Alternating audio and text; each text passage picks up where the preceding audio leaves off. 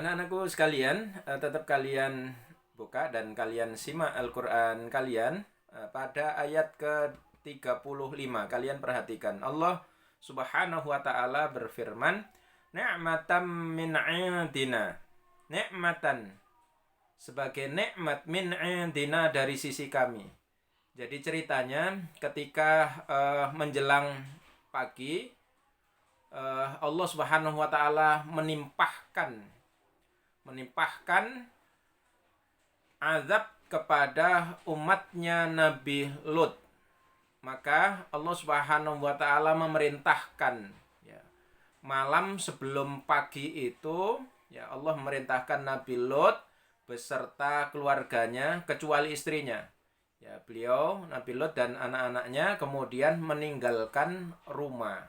Ya, diperintahkan oleh Allah meninggalkan rumah.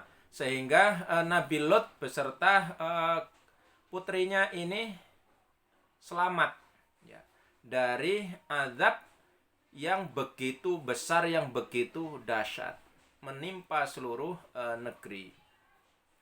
Nah, anak-anakku sekalian, ini menunjukkan kepada kita ketika seseorang itu taat kepada Allah, ketika seseorang itu taat mengikuti perintah Allah sebagaimana yang dibawa oleh Rasulullah, Nabiullah, maka mereka akan selamat.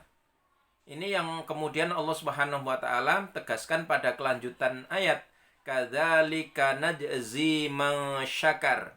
Kadzalika, demikianlah, najzi, kami memberikan balasan, mengsyakar, kepada orang-orang yang bersyukur. Yakni siapapun yang bersyukur dan bentuk syukur itu diwujudkan dalam kepada Allah dan Rasulullah.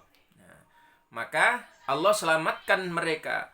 Allah kasih nikmat yang banyak kepada mereka.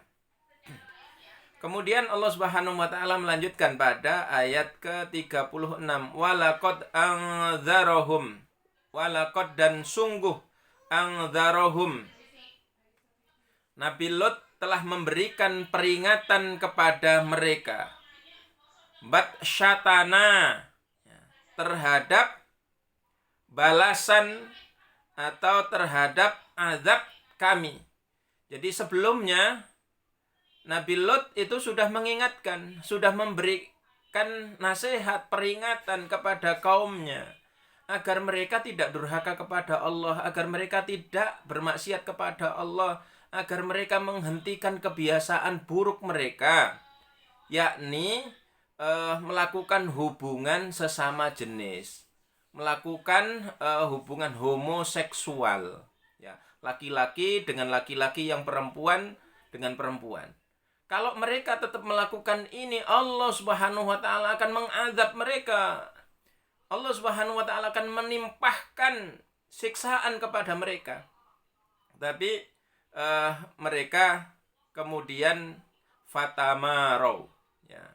Maka mereka ini kemudian meragukan, bahkan mendustakan apa yang dinasihatkan, apa yang diperingatkan, ya, oleh Nabi Lut. Fatamarau bin nuzur. Maka mereka kemudian mendustakan, meragukan, ya, peringatan tersebut. Di ayat ke-37, walaqad rawaduhu, walaqad, dan sungguh, rawaduhu, mereka membujuknya, yakni membujuk Nabi Lut, an dhaifihi, untuk menyerahkan, dhaifihi, tamunya Nabi Lut. Jadi ceritanya itu pada malam hari, pada suatu malam, Nabi Lut kedatangan tamu. Tamu ada 3 orang laki-laki yang tampan, yang menawan. Yang laki-laki ini tidak lain adalah malaikat Jibril, malaikat Mikail, ya, dan malaikat satunya itu malaikat Israfil, ya, yang mereka menyerupai 3 orang laki-laki tampan. Ya, sebagai bentuk ujian dari Allah Subhanahu wa taala kepada umatnya Nabi Lut. Nah, kebetulan istrinya Nabi Lut yang sudah agak tua itu tidak senang dengan Nabi Lut dan mendukung apa yang menjadi kebiasaan dari perbuatan kaumnya Nabi Lut, yakni ya yang suka homoseksual itu. Nah, melihat ada tamu yang datang ya pada malam hari, 3 orang laki-laki tampan, kemudian istrinya Nabi Lut ini membocorkan ya pada pagi harinya membocorkan informasi kedatangan tamu tadi itu kepada umatnya Nabi Lut. Nah, sehingga kemudian pada siang sampai hari itu siangnya ya banyak orang berdatangan ya ke rumahnya Nabi Lut untuk melihat tamunya, untuk mengganggu tamunya Nabi Lut. Ya, mereka memaksa masuk ke rumahnya Nabi Lut, tapi Nabi Lut kemudian menolak dan menutup pintu mereka. Akhirnya terjadi dorong-dorongan pintu. Dari luar mereka kepingin masuk, dari dalam Nabi Lut kepingin menjaga tamunya. Karena nggak kepingin tamunya itu diganggu. Ini tamu yang harus dimuliakan, tamu yang harus dihormati, tamu yang harus dijaga. Bahkan Nabi Lut sampai menyatakan begini, haula ibanati, mereka ini anak-anak perempuanku. Aku punya beberapa anak perempuan. Coba kalian nikahi mereka. Kalau kalian gitu suka gitu, nikahi mereka. Kamu hubungan secara halal dengan mereka. Jangan dengan laki-laki. Jangan seorang laki-laki gitu kemudian berhubungan dengan laki-laki. Itu sungguh sangat jijik, itu sangat kotor, itu perbuatan yang mendurhakai Allah Subhanahu wa taala. Ini perbuatan maksiat yang dosanya besar. In kuntum fa'ilin, kalau kamu mau gitu, itu sama anak perempuanku, jangan dengan orang laki-laki. Tapi mereka menyatakan sebagaimana dinyatakan Allah dalam surat Hud ayat ke-79. Qalu laqad alimta ma lana fi banatika min haqqin. Jadi mereka menjawab, sesungguhnya kamu tahu bahwa kami tidak mempunyai keinginan dengan putri-putrimu. Orientasi seksual kami itu bukan dengan perempuan. Kami tidak tertarik dengan perempuan. Kami itu ya, sukanya dengan laki-laki. Wa innaka la ta'lamu ma nurid. Dan engkau wahai Lut kan tahu bagaimana orientasi seksual kami. Ini jawaban mereka kepada Nabi Lut. Sehingga mereka memaksa untuk menyerahkan, agar Nabi Lut itu menyerahkan tamu-tamunya kepada mereka. Fatomasna, coba kalian perhatikan kelanjutan ayat. Fatomasna. Lalu kami butakan ayunahum, mata mereka. Jadi ketika mereka kemudian saling dorong ya, dari luar mendorong Nabi Lut, kemudian Nabi Lut kemudian menahan dari dalam.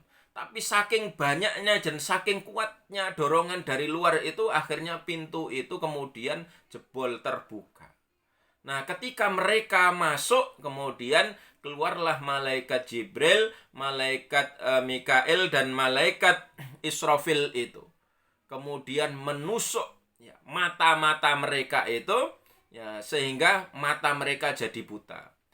Dalam satu riwayat diceritakan, jadi muka mereka itu sampai terdorong masuk ke dalam. Bahkan juga diceritakan ada mata mereka yang kemudian copot hilang. Ya, intinya kemudian mata mereka menjadi buta. Ya, karena ya perbuatan mereka sendiri. Fadzuku adzabi wa nuzur. Fadzuku, maka ya kalian rasakan ya, azabi azabku wa nuzur, dan juga peringatan serta ancaman ya dariku. Ini peringatan kepada Allah sebagai bentuk balasan dari Allah Subhanahu wa taala ya, atas perbuatan, atas kelancangan mereka. Yang pertama ya, sudah tidak menghormati tamu, ya mendobrak rumah orang, kemudian memaksa untuk ya memperkosa ya tamu-tamunya Nabi Lut yang terdiri dari kaum laki-laki. Ini adalah azab yang pertama yang ditimpahkan oleh Allah Subhanahu wa taala kepada kaumnya Nabi Lut ya, karena disorientasi seksual yang menyimpang tadi itu. Kemudian Allah Subhanahu wa taala di dalam ayat ke-38, walaqad sabbahahum, walaqad dan sungguh, sabbahahum menimpa mereka pada waktu subuh, bukrotan besoknya ya, azabum mustaqir ya, azab yang tetap yang ditimpahkan Allah Subhanahu wa taala berikutnya, yang kelanjutannya terus seterusnya. Jadi ketika mereka kemudian matanya buta, mereka kemudian pulang ke rumah dengan sempoyongan ya, dengan meraba-raba dinding, ada yang merangkak setelah mereka sampai di rumah ya, itu kan pada waktu petang sampai menjelang malam ya, jadi mereka buta. Kemudian pada waktu subuh ya, menjelang pada waktu subuh mereka kemudian ditimpa ya, oleh azab Allah Subhanahu wa taala berupa ya angin yang menghembus, yang kemudian mengangkat bumi itu sehingga terbalik, sehingga batu-batu berjatuhan ya kepada mereka, sehingga binasalah mereka semua. Nah, anak-anakku sekalian, inilah contoh. Apapun, jadi ingat, apapun perbuatan yang nyimpang, apapun perbuatan dalam bentuk kemaksiatan, durhaka ya, atau melakukan apa yang Allah Subhanahu wa taala larang, pasti akan mengakibatkan kebinasaan, pasti akan mengakibatkan kesengsaraan, pasti akan mengakibatkan kesulitan, pasti akan mengakibatkan kehancuran dan seterusnya.